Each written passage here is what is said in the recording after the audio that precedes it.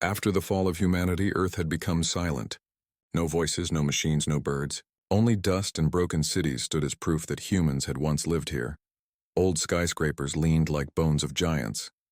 Dead satellites still circled above, carrying useless signals that no one answered anymore. Then, from the cold black of space, the Vecthar arrived. They were a proud alien race, tall, scaled and covered in armor that shimmered like glass. Their ships darkened the sky as they entered Earth's orbit. To them, Earth was not a memory. It was a resource. They came not to rebuild, but to harvest. Commander Razkul stood on the bridge of his flagship Vorath Prime, gazing down at the blue planet. His second officer, a younger alien named Tarek, reported proudly, "Scans confirm the surface is abandoned. No life signs, Commander." Razkul's eyes gleamed. "Perfect. Begin extraction. Strip this world bare. It no longer belongs to anyone." Drilling ships descended, spreading across the ruined continents. Machines dug into the ground, tearing through metal, rock, and old ruins. Giant collectors drained the planet's magnetic fields and mined its remaining energy cores. They laughed at the ruins of human cities. "Look at this primitive architecture," Tarek sneered. "They destroyed themselves long before we came." Razkul smiled coldly. "Humans were weak. They burned their own home. We simply finish what they started." But as the drills dug deeper into the Earth's crust, one scientist aboard the research vessel Velnar noticed something strange. "Commander," she said quietly over the comms, "I am detecting energy spikes beneath the crust. Old signals, not geological. Something artificial." Razkul frowned. "Artificial? From where?" "From below, about 30 kilometers deep. It's faint, but it's there, almost like a heartbeat." A tense silence filled the bridge, then Razkul laughed. "You think the humans left something behind? Let it be. We are here for the minerals, not ghost stories." The scientist hesitated. "Sir, I advise we slow down the drilling. The readings are unstable. Proceed." Razkul barked. "Do not question my orders." On the surface, huge mechanical claws tore deeper into the crust. The ground trembled. Old cracks widened. And deep, deep below, something ancient moved. At first, it was only a vibration, a low hum that shook the alien sensors. Then came the pulse. 1, 2, 3 steady beats like the rhythm of a living heart. Power across several alien ships flickered. Lights dimmed, screens glitched. "Report!" Razkul demanded. "Unknown energy surge, Commander. It's spreading from the planet's core." Outside the viewport, strange lights began to appear across the planet. Thin lines of glowing blue energy cutting through the crust like veins of light. The scientist whispered in shock. "This isn't natural. The planet is waking up." "Impossible," Tarek said. "Planets don't wake up." But the ground said otherwise. Mountains trembled. Oceans shifted. Dust storms rose from the dead cities. One by one, the alien drills stopped moving. Their metal arms locked in place as magnetic forces pulled them down into the ground. Razkul felt the ship shake violently. "Cease operation! Pull back now!" The order came too late. From somewhere deep under the crust came a roar. Not sound, but energy. A surge so powerful it tore through the atmosphere like a thunderstorm made of light. The alien fleet's shields collapsed. Smaller ships were thrown into chaos. On the planet's surface, great cracks opened, glowing with molten blue light. And inside those cracks, something began to rise. A figure. Massive, ancient, and made of stone and metal. Its eyes burned with cold fire. The sensors screamed warnings. "Unknown entity detected."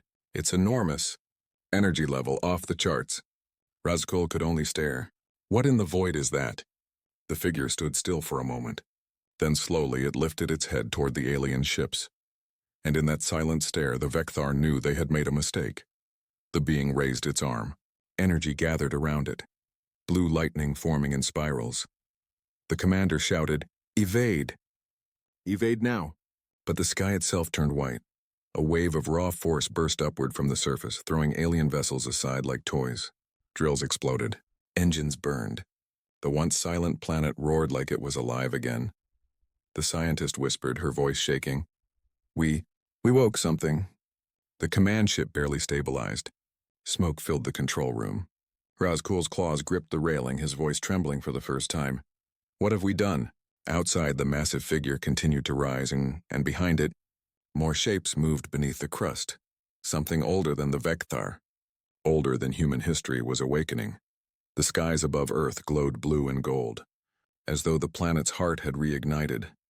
And as the storm of light spread across the world, every alien on board felt one thing: fear. They had come for profit. They had come for control. But now they faced something they couldn't understand, something that had been waiting, something that remembered. The commander looked once more at the burning world below and whispered, "They came to strip Earth bare, but they woke something older than time itself." The shockwave still echoed through the skies. Earth, once silent and lifeless, and was now glowing. The alien fleet of the Vectar struggled to stay stable above the chaos. Their scanners flickered, their weapons went offline, and their ships trembled under strange magnetic storms. Commander Razkul stared at the planet below. "What is this?" he demanded. "What did we awaken?" No one answered. On the surface, the cracks widened. Blue light poured out like rivers of energy. Whole mountain ranges split apart, revealing giant stone chambers hidden beneath for thousands of years. Inside one of those chambers, something moved. The ancient structures were not ruins. They were tombs. From within, massive humanoid figures began to rise, 10, 20, maybe more, made of metal, stone, and living energy. Each one stood over 100 meters tall. Their eyes glowed with a deep cold blue, the color of the planet's core. The first guardian opened its eyes fully. For a moment, the world seemed to hold its breath. High above, the Vectar scientist shouted, "Commander, multiple unknown lifeforms detected. Energy levels. Unbelievable. It's like the planet itself is alive." "Alive?" Razkul snapped. "That's impossible." "Sir?" the scientist replied shakily. "The readings are coming from the planet's crust, from the same energy network we triggered. They are moving. Upward." And then they saw it. A shape broke through the clouds, and a giant hand made of stone and shining veins of light. It pushed through the ground, lifting tons of soil and ruins into the air. The Guardian stepped onto the surface. Razkul felt his throat tighten. "What is that?" "It's not a weapon," whispered his second officer, Tarek. "It's a being." The Guardian turned its head slowly toward the alien ships, its glowing eyes scanning the sky. Around it, more of its kind emerged, rising from oceans, deserts, and mountains. They moved silently. No speech, no sound, only the deep hum of their energy. "Open fire," Razkul ordered. Laser cannons from orbit struck the first Guardian. The sky filled with light, but when the smoke cleared, the creature still stood unharmed. The alien crew froze in disbelief. The Guardian slowly raised one arm. Its hand pointed upward. The air began to shake. Then, a flash. A beam of pure energy shot into the sky, slicing through one of the alien warships like paper. The ship exploded instantly, scattering burning debris across the atmosphere. The commander shouted, "All ships, return fire! All of them!" Dozens of alien ships attacked at once. Beams, plasma, and missiles filled the sky. The Guardians didn't move to dodge. They simply stood, their eyes glowing brighter. A wave of blue light spread from them, and all alien weapons stopped working. Engines died. Shields vanished. Every machine built by the Vectar suddenly turned to useless metal. Panic filled the comms. "Commander, our systems are offline.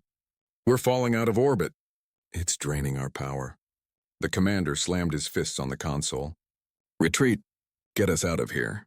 But the planet refused to let them go. Down below, the Guardians began to move toward the ruined human cities.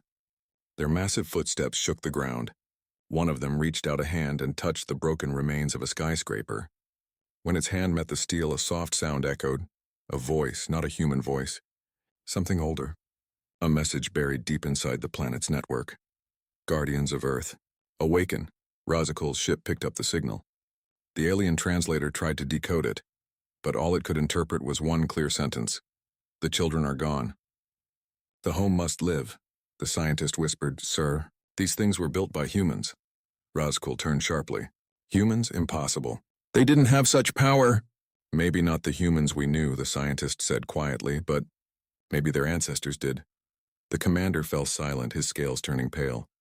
The scene on Earth grew worse. The Guardians raised their arms again, and lightning-like tendrils spread across the surface. reactivating old human defense systems buried underground. Broken satellites in orbit suddenly came to life. Their metal bodies unfolded, glowing with the same blue energy. Earth's skies began to hum, a frequency so deep it shook the alien ships to their cores. The aliens screamed as their ships started breaking apart under the pressure. "What's happening?" Tarek yelled. "The planet is fighting back," the scientist replied. "It's using everything we left behind against us." Outside the viewport, the Guardians' eyes turned upward again, all of them at once, staring directly at the alien fleet. And then one of them spoke. Its voice was deep, not mechanical, almost human. "You took..." The storm above Earth grew worse with every passing hour. The alien fleet of the Vecthar, once proud conquerors, now drifted in fear and confusion. Their scanners failed. Their weapons died. Their ships floated helplessly above a planet that was no longer dead. Commander Razakul watched through the cracked glass of his command bridge. Blue lightning crawled across the clouds below. Massive shadows moved beneath the surface, walking through the ruins of human cities like sleeping gods awakening. He clenched his claws. How can this be happening? It's just a planet. But deep down, even he didn't believe that anymore. On the surface, the Guardians were rising everywhere. One climbed out of a volcano, its body glowing with molten light. Another emerged from under the frozen Antarctic ice, steam bursting into the air as its stone wings spread wide. They didn't speak to one another, yet they moved with one purpose: to protect their home. Their steps shook the world. Rivers changed direction. Old ruins came alive with energy flowing through buried cables that hadn't carried power for centuries. Across what was once North America, a Guardian knelt beside a ruined human city. Its hand pressed against the ground and a soft pulse of blue spread outward. Machines buried underground woke up. Drones, satellites, and defense grids hummed to life, connecting to the Guardians through invisible energy lines. It was as if the planet itself was repairing its own wounds. Up in orbit, the Vecthar ships tried to retreat. Engines flared weakly, damaged by the electromagnetic waves flooding the atmosphere. "Commander," Tarek shouted, "we're losing control of the fleet. The energy field is spreading into space. It's affecting everything." Razkul slammed his fist into the console. "We are warriors. We will not run from a ghost world. Prepare all weapons and target those things." "But sir, our power levels are dropping." "Do it." The alien fleet charged their remaining cannons. Red plasma fire rained down on the planet, striking near the Guardians. The explosions lit up the surface. But when the smoke cleared, the Guardians still stood. Their armor glowed brighter. And then one by one they looked up. Every Guardian turned its gaze to the sky. For a heartbeat, everything went quiet. Then the air shimmered and a deep voice rolled like thunder across the atmosphere. "You destroy what you do not understand. You take what is not yours. No more." The aliens froze. The voice wasn't coming from one being, it came from everywhere. From the ground, the clouds, the oceans, Earth itself was speaking through its Guardians. Razkul felt his breath grow shallow. "That voice, it's inside my head," the scientist whispered, trembling. "Commander, the planet is controlling electromagnetic frequencies. It's communicating directly with us." The commander hissed, "Shut it out. Jam the signal." But before they could act, the Guardians raised their hands. From their palms, blue light erupted, forming pillars that shot into the upper atmosphere. Within seconds, a massive network of energy formed, a barrier surrounding the planet like a shield. Every Vecthar ship inside it found their systems dying instantly. One pilot screamed over the comms, "We're trapped." Razkul shouted, "Hold formation. We are not beaten yet." But even as he spoke, his fleet began to break apart. Ships collided, engines overloaded, and several exploded under their own power cores. The Guardians didn't move to attack. They simply watched, letting the invaders destroy themselves. Far below, deep inside one of the Guardian structures, something began to glow, a chamber made of crystal and steel. In the center floated a sphere filled with light. Inside that light were voices, human voices. System activation confirmed. Memory transfer complete. If anyone is hearing this, we are gone. But our world still lives. Protect it, no matter the cost. The voices were calm, filled with both sorrow and strength. They were the final message of humanity, their last order before extinction. The Guardians obeyed. Meanwhile, Panic tore through the alien fleet. Tarek turned to his commander. "Sir, we can't fight this. Every ship we send down is destroyed before it lands. This is not war, it's judgment." Razkul's claws shook. "We will not be erased by machines," the scientist shouted. "They are not machines. They are living constructs, half energy, half metal. Built from human DNA and planetary matter. They're part of the planet now." The commander froze. "Human DNA?" "Yes," the scientist said softly. "It means the humans built them, long ago." Razkul's eyes widened as realization hit him. This wasn't just a planet. It was a fortress. They prepared for us. Below, the Guardians began to rise into the air, surrounded by light. They moved in perfect unity, their bodies forming a massive geometric pattern across the sky. And then, suddenly, silence. All energy stopped for one terrifying moment. Every alien ship, every sensor, every sound went dead. Then came the flash. A pulse of blue light exploded outward from the Earth, stretching across the stars. Every alien system within 1,000 kilometers went dark instantly. Ships fell like rain. The Guardians watched as the fleet burned in the sky. To them, it wasn't revenge. It was balance. Only a few Vecthar ships managed to survive, Razkul's among them. He stared at the ruined remains of his once proud armada. Thousands of his kind gone in minutes. He whispered, "No weapon should hold such power." The scientist turned to him, pale and shaking. "Commander, it's not a weapon. It's Earth's immune system. We invaded, and it fought back." Razkul looked down one last time at the glowing planet below.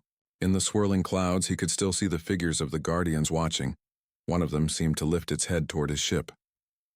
And though it made no sound, Razkul could almost hear the words in his mind. "Leave." His ship turned silently away from the blue world as debris burned behind him. Earth was alive again. Its skies glowed with energy, its oceans calmed, and the Guardians returned to stillness, standing watch over the reborn planet. The war that never should have happened was over. But it left one truth written across the stars. Earth would never be stripped again. For the first time in centuries, Earth glowed again.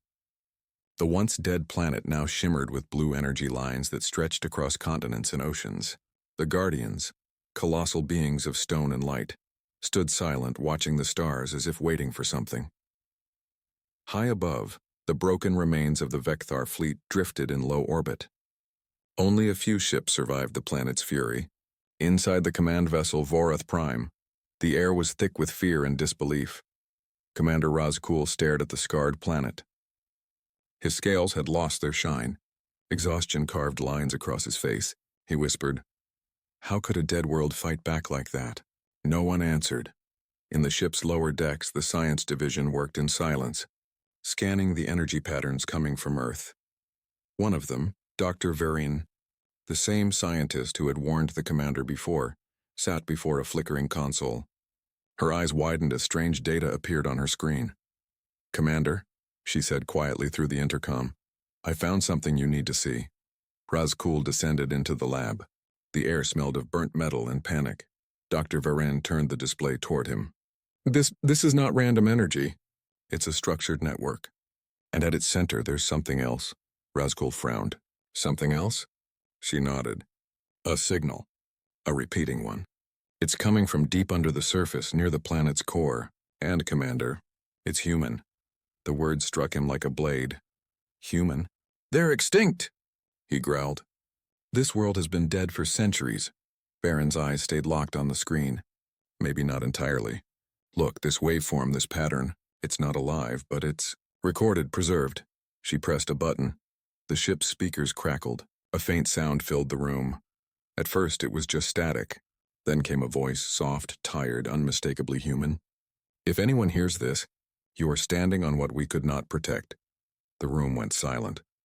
The voice continued, "Humanity is gone. But our home must live. We created the Guardians, not as weapons, but as memory, as life to guard the cradle that made us." Razkul stepped closer, unable to look away. The voice was calm, strong, sad. "We knew one day others would come. To mine, to take, to destroy. So we gave Earth its own will. It will defend itself, even without us." The recording ended with a soft echo like a heartbeat fading. For a long moment, no one spoke. Razkul finally whispered, "They saw us coming. Even before we existed." Farron turned to him, her eyes wide with awe. "Commander, they weren't just building defenses, they were building immortality. They gave the planet consciousness. They made it alive." Another technician spoke up shakily. "It's not just defense, sir. The Guardians are rebuilding. Look at the energy readings. Earth's ecosystems are recovering. The air is clearing, the oceans are stabilizing." The commander stared at the data. Forests were regrowing, polluted skies turning blue again. Earth was healing. And yet the thought terrified him more than anything else. Hours later, Razkul stood alone in the observation deck. Outside, lightning danced between clouds in orbit. The Guardians stood like silent giants, their blue eyes glowing faintly in the night. He spoke softly, almost to himself. They created gods to guard their ashes. Behind him, Dr. Varron approached.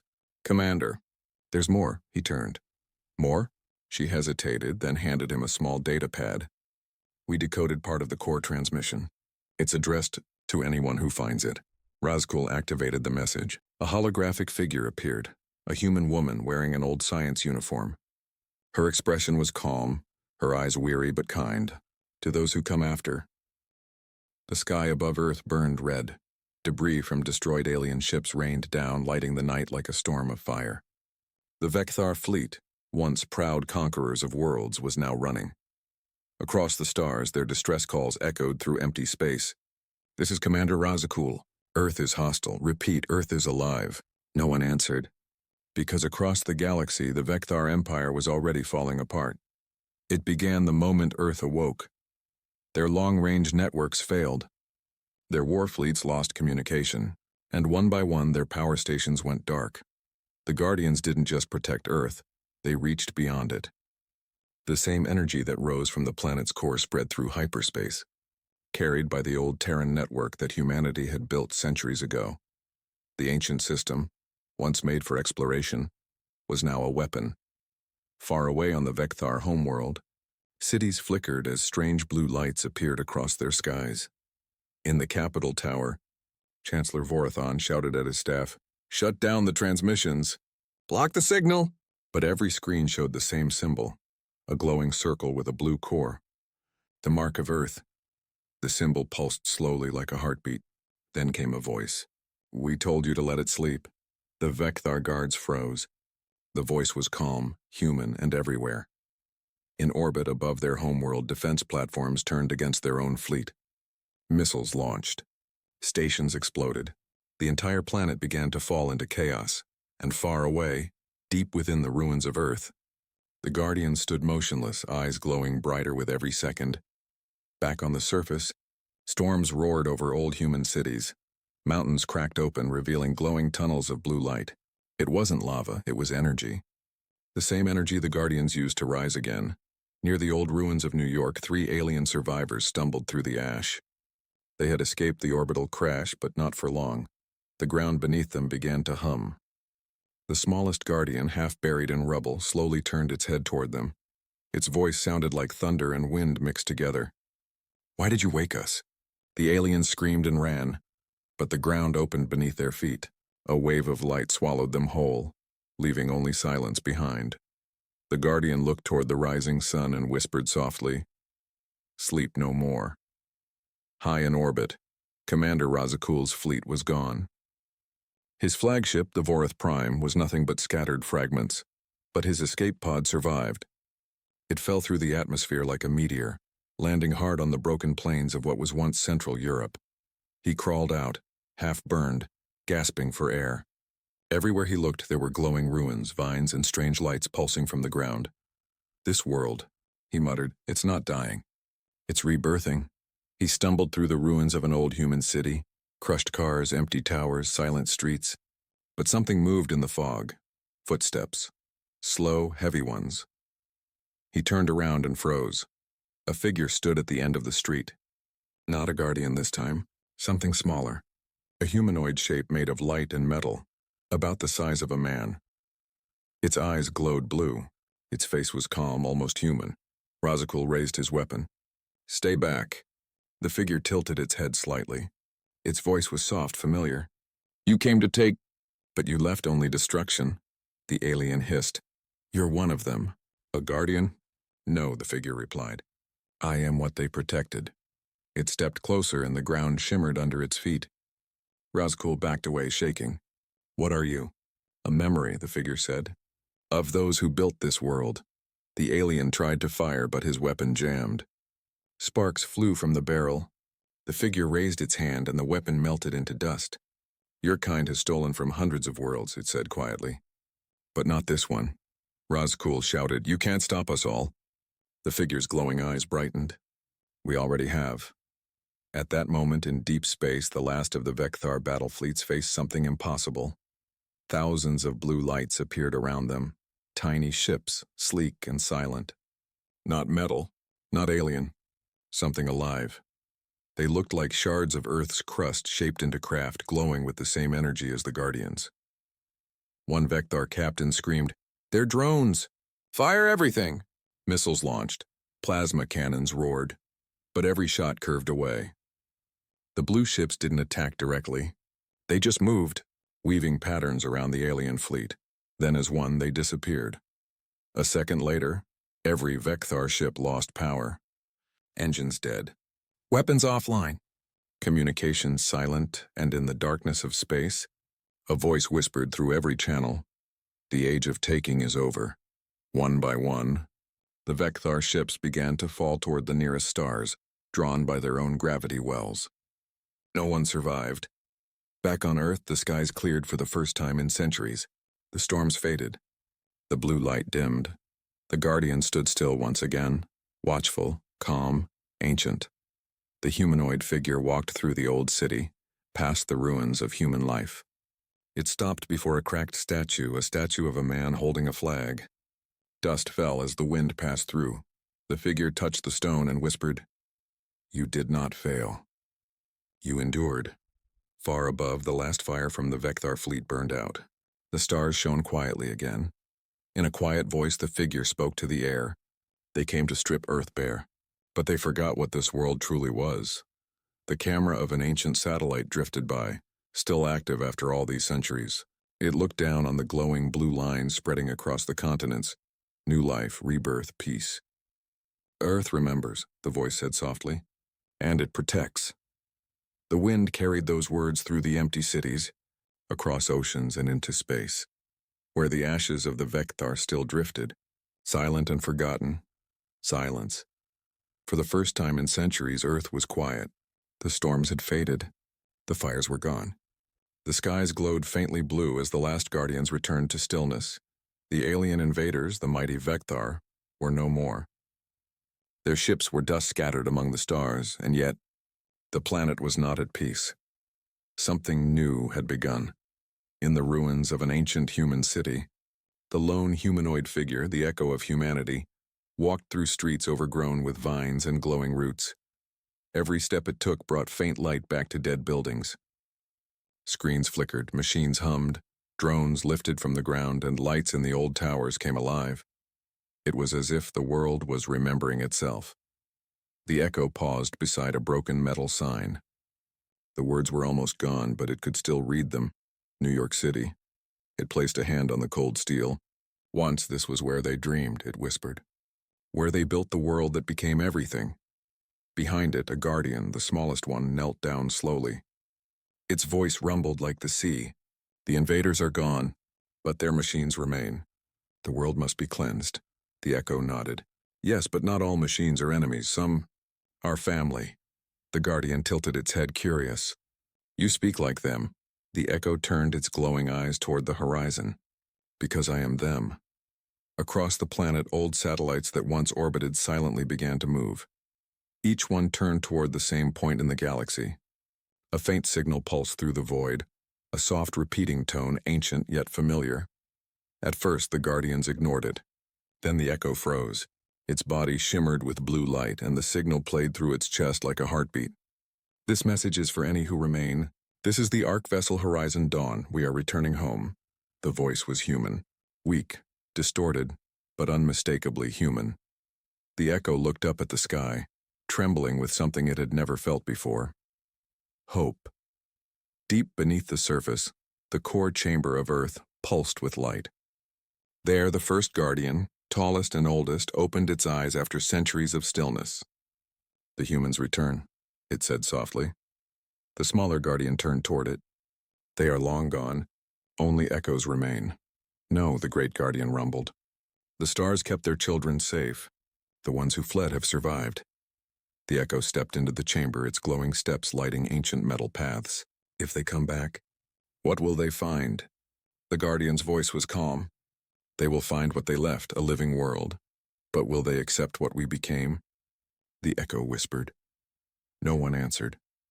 Far beyond the solar system, the horizon dawn drifted through space.